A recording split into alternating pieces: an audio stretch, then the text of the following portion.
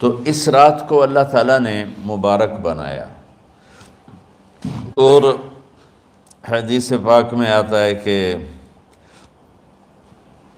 اللہ تعالیٰ اس رات میں ساری دنیا کے لوگوں کی بخشش فرماتا ہے سوائے 5 آدمیوں کی۔ 5 کے سوا سب اہل ایمان کی بخشش ہو جاتی۔ مشرک، المشرک، پہلا مشرک، دوسرا مشاحن، مشاحن کیسے کہتے ہیں؟ دل میں بغض رکھنے والا، کینہ رکھنے والا۔ تیسرا مسبل ازارہ، اپنے پاجامے شلوار چادر کو ٹخنوں سے نیچے تک لے جانے والا، لیکن ایک شرط کے ساتھ کہ وہ تکبر کی وجہ سے ہو، سستی کی وجہ سے ہے، غفلت کی وجہ سے ہے۔ چونکہ جب آپ نے ایک مرتبہ اس کے بارے میں بات کی تو حضرت ابوبکر صدیق نے کہا یا رسول اللہ، میری چادر، عرب چادر باندھتے تھے جیسے ہمارے پنجاب کا لباس چادر تھا، اب وہ کم ہو گئے۔ ہماری تو بزرگ عورتیں بھی اور مرد بھی سب چادر باندھتے تھے، شلوار کا تو کسی کو پتہ ہی نہیں ہوتا تھا ہمارے بچپن میں۔ یہ تو پھر آہستہ آہستہ جب تعلیم آئی تو شلوار دیہاتوں میں بھی اور شہروں میں عام ہو گئی۔ تو اگر وہ اس لیے لٹکا رہا ہے کہ طبیعت میں تکبر ہے، پھر اس وعید کا وہ حقدار ہے۔ اگر ویسے اس کی نیچے جا رہی ہے تو میرا مالک ایسا، وہ تو ہے ہی رحیم و کریم، ہے ہی رحیم و کریم، ہے ہی رحیم و کریم۔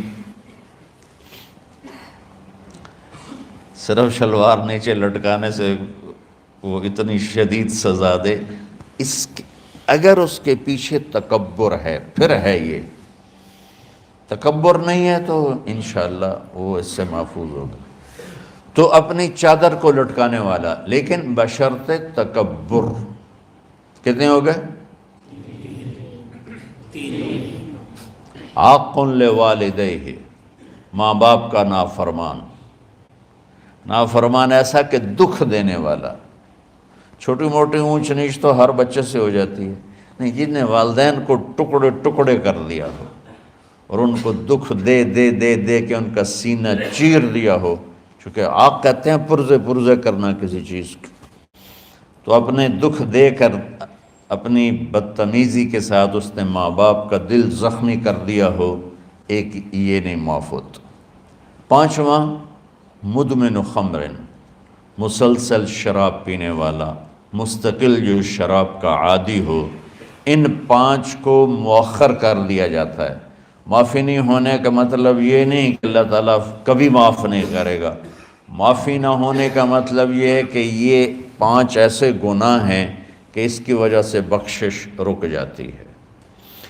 اگر وہ شرک سے نکل آئے، وہ کینہ سے نکل آئے، وہ تکبر سے نکل آئے، وہ والدین کی نافرمانی سے نکل آئے، شراب چھوڑ دے، تو ان کی بھی بخشش ہو جاتی۔ جب کوئی توبہ کرے گا فوراً بخشش ہو جائے گی۔ نہ 15 شعبان کی ضرورت ہے، نہ لیلۃ القدر کی ضرورت ہے، نہ بیت اللہ جانے کے ساتھ توبہ کی شرط ہے۔ جہاں بھی وہ بیٹھ کے توبہ کرے گا، جس لمحے میں کرے گا، اسی وقت اس کی توبہ قبول ہوگی اور اللہ اس کے پچھلے سارے گناہوں کو معاف فرما دے گا۔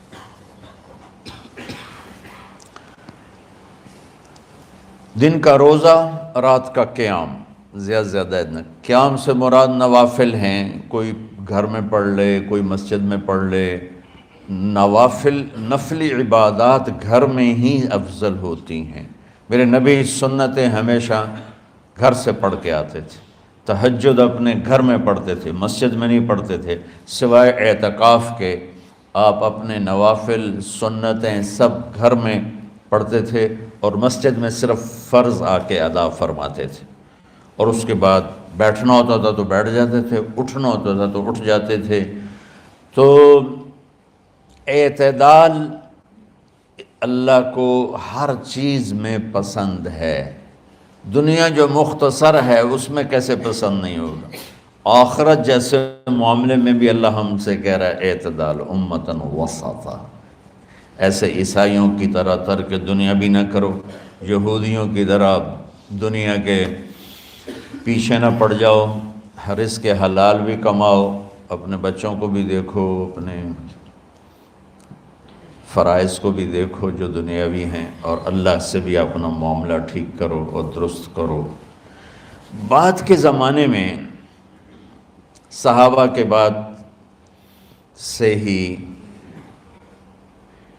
ایک انتہا پسندی امت میں آئی، ساری ساری رات جاگنا، فلاں بزرگ تھے وہ رسے سے اپنے بالوں کو باندھ لیتے تھے کہ نماز پڑھتے پڑھتے جب نیند آئے اور جھٹکا لگے تو رسے سے بندھے ہوئے بالوں سے اس جھٹکے سے تکلیف ہو اور ان کی آنکھ کھل جائے اور پھر نفلوں میں شروع ہو جائے۔ ایک فلاں بزرگ تھے وہ اپنے آنکھوں میں نمک کا سرما لگاتے تھے تاکہ آنکھیں جل جائیں، اس میں وہ جلن پیدا ہو جائے اور نیند اڑ جائے۔ یہ ایسے واقعات بھرے پڑے ہیں۔ فلاں بزرگ تھے، انہوں نے 30 سال عشاء کے وضو سے فجر کی نماز ادا کی۔ یہ اپنی جگہ پہ بزرگی ہے، لیکن یہ بھائیو یہ دین ہم پیش نہیں کر سکتے۔ فلاں بزرگ تھے وہ 30 سال سے ستو کھا رہے تھے کہ روٹی کھانے اور ستو کھانے میں 70 دفعہ سبحان اللہ کا فرق پڑ جاتا ہے، تو روٹی کھائیں تو 70 دفعہ سبحان اللہ کم کہہ سکتے ہیں، اور ستو کھائیں تو 70 دفعہ سبحان اللہ زیادہ کہہ سکتے ہیں، تو لہٰذا انہوں نے کہا مجھے تو 30 سال ہو گئے، میں تو ستو کھا رہا ہوں، میں تو روٹی نہیں کھا رہا۔ یہ دین نہیں ہے، یعنی یہ وہ دین نہیں جو ہم انسانیت کو پیش کر سکتے، یہ تو لوگوں کو دوڑانے والی بات ہے۔ اور ایک آدمی ایک بزرگ سے ملنے گیا تو وہ نوافل پڑھ رہے تھے، وہ ظہر سے عصر تک نفل پڑھتے رہے، وہ ان کے انتظار میں بیٹھا رہا، پھر عصر سے مغرب تک وہ مراقبہ کرتے رہے، وہ انتظار میں بیٹھا رہا، پھر مغرب سے عشاء تک وہ نفل پڑھتے رہے، وہ بیچارہ انتظار کرتا رہا، پھر عشاء کے بعد پھر نفل شروع کیے تو تہجد تک نفل پڑھتے گئے اور وہ بیچارہ پیچھے بیٹھا ہوا۔ تو تہجد کے آخر میں ان کی مصلی پہ بیٹھے بیٹھے ایسے اونگ آ گئی، تو یوں جھٹکا لگا تو کہا یا اللہ میں اس آنکھ سے پناہ مانگتا ہوں جو سونے سے اس کا دل ہی نہیں بھرتا۔ اور پھر اس کے بعد فجر کی نماز پڑھ کے اشراق تک بیٹھے رہے، پھر اشراق پڑھے، اخیر وہ بیچارہ اٹھی کے واپس آ گیا کہ لگتا ہے نانتا ویلی کوئی نہیں۔ تو وہ اس نے کسی سے پوچھا کہ یہ بزرگ کب سے یہ کر رہے ہیں؟ کہ پچھلے 30 سال سے کر رہے ہیں۔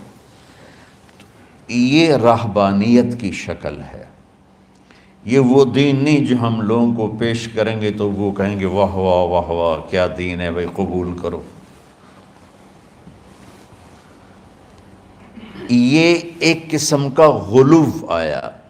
میں ایک حدیث سناتا ہوں، بخاری شریف میں بھی ہے، مجھے اب ہر شے بھول گئی، لیکن وہ ہے نہی الغلو، اس طرح کر کے آپ لوگ زیادہ جانتے ہوں گے جو پڑھ رہے ہیں کہ غلو سے نہیں۔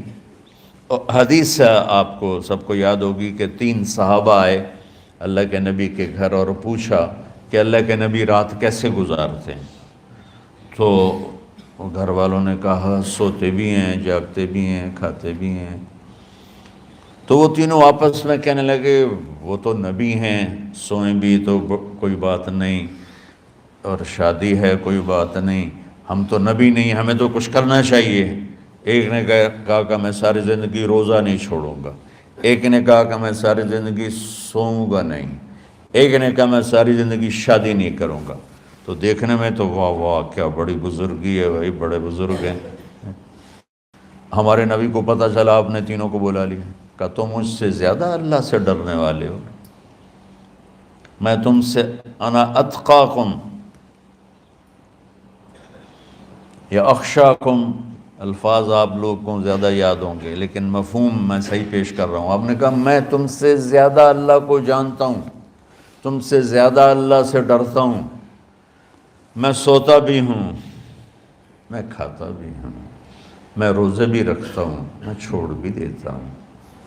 میری بیویاں بھی ہیں، میں اپنی بیویوں کے پاس بھی جاتا ہوں۔ تم دین میں غلو سے بچو، پہلے امتوں کو ہلاک کر دیا دین میں غلو۔ دنیا میں غلو یعنی انتہا پسندی، ایکسٹریمسٹ ہونا، دنیا ہو یا دین ہو، دونوں میں اعتدال بچو، اللہ تعالیٰ کو پسند ہے۔ تو شعبان کے حوالے سے ایک علماء کا طبقہ اتنا رد میں گیا کہ ایسی نفی کر دی کہ جیسے ہے ہی کچھ نہیں، یہ بھی غلط ہے۔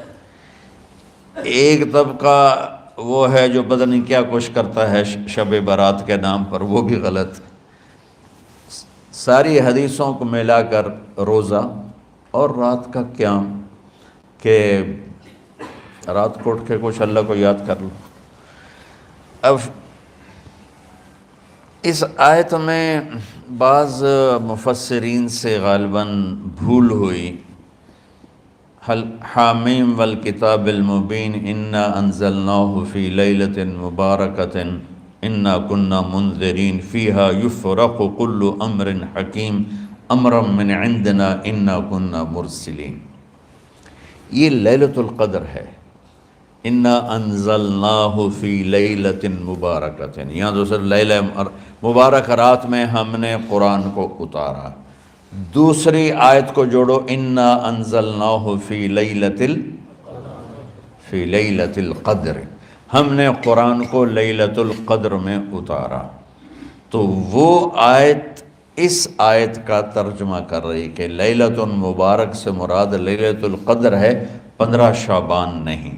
لیکن بعض مفسرین جو بڑے لوگ ہیں، لہذا ہم سب کا ادب احترام کرتے ہیں، لیکن رائے کا اختلاف وہیں بڑے علماء میں ہی ہے، تو اسی کو میں آپ کے سامنے نقل کر رہا ہوں، کوئی اپنی رائے نہیں دے رہا ہوں۔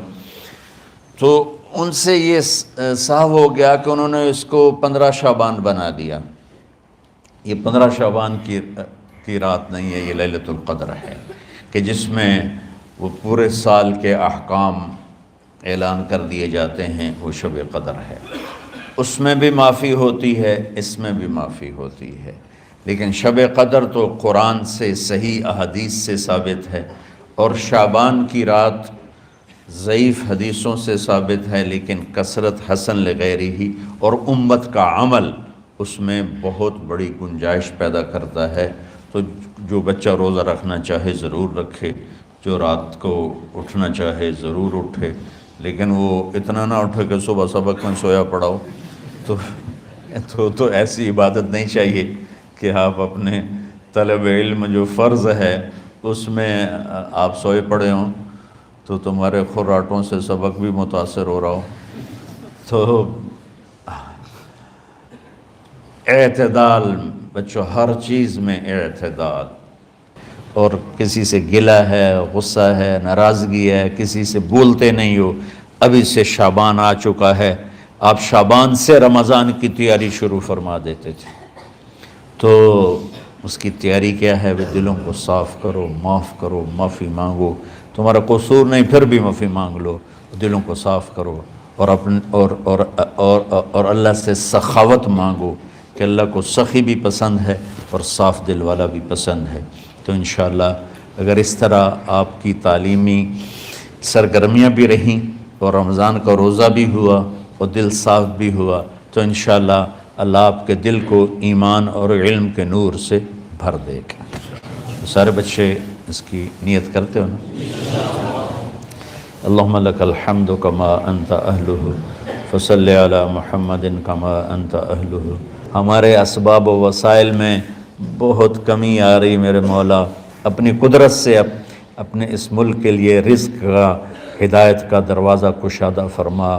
یا اللہ، جو اس کی دشمنی کرنے والے ہیں ان کو بھی ہدایت نصیب فرما، اور ان کے مقدر میں ہدایت نہیں تو ان کے شر سے اس کی حفاظت فرما۔ جتنے مدارس ہیں، جتنی خانقاہیں ہیں، جتنے تبلیغی مراکز ہیں، جتنے حفظ کے مکاتب ہیں، ان سب کی حفاظت فرما۔ علماء اہل حق کی حفاظت فرما، علماء اہل حق کی حفاظت فرما۔ یا اللہ، صالحین کی حفاظت فرما۔